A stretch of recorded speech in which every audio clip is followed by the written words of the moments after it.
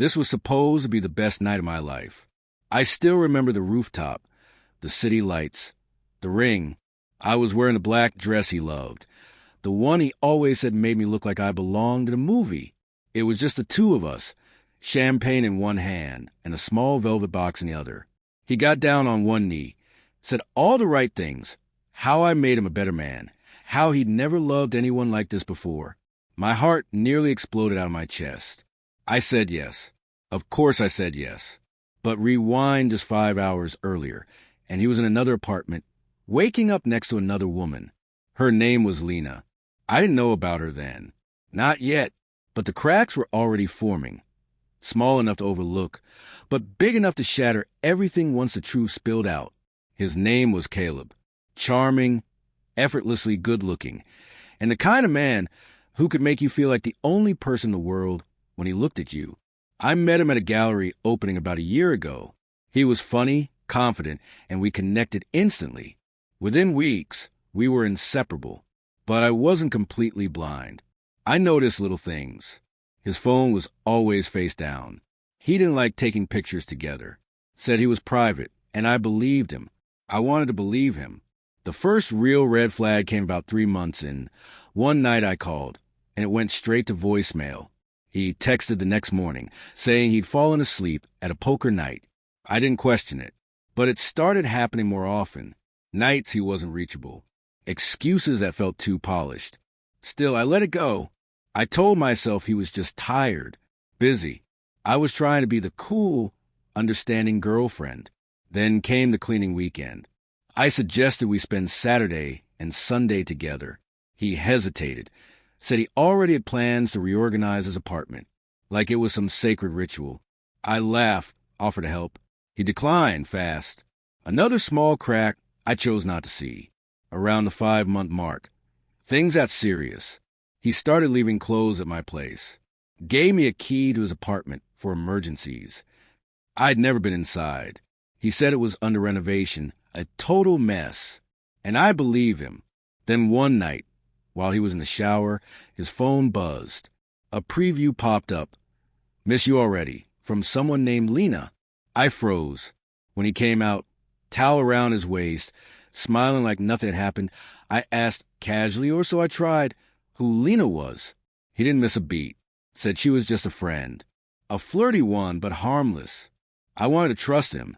So I did. 2 months later, he proposed. It felt fast, but when you're in love, fast feels right. He planned every detail. A private rooftop dinner, soft music, candles. He cried when he asked. Real tears. Or at least they seemed real. That's the part that haunts me. We took a selfie. My ring sparkled. He posted the photo the next morning. It was the first time he'd ever posted me. That post changed everything. Lena followed him. She messaged me the next day. "Congrats. So, your fiancé is number 2? At first, I thought it was some troll. I replied, "Excuse me?" She sent pictures. Dozens.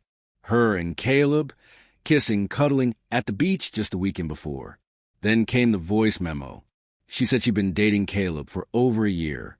That he was with her the morning before he proposed to me. That she only found out about me because of the ring photo.